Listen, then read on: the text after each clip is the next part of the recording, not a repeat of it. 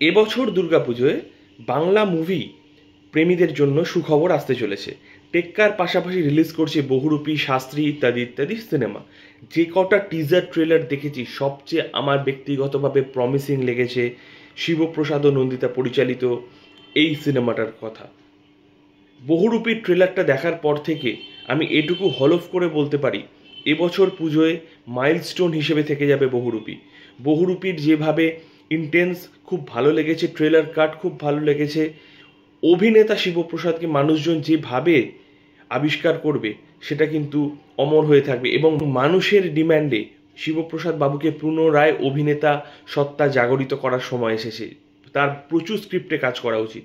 যেভাবে face of দেখানো হয়েছে আবির এবং শিবপ্রসাদের এবং ট্রেলার কাটে যেভাবে প্রেমের পরশ আনা হয়েছে বীভৎস। হয়তো রক্তবীজের সাথে কোথাও গিয়ে ক্রস ওভার থাকলেও থাকতে পারে।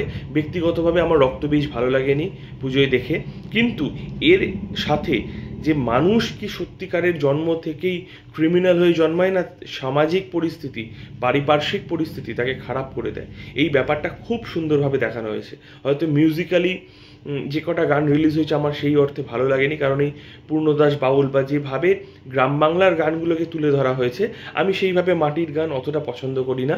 কিন্তু সিনেমা হলে কোন পরিপ্রেক্ষিতে গানগুলো ঢুকছে এটার জন্য অপেক্ষায় থাকলাম। খুব ভালো ট্রেলার হয়েছে, আশা করি সিনেমাটাও খুব ভালো হবে।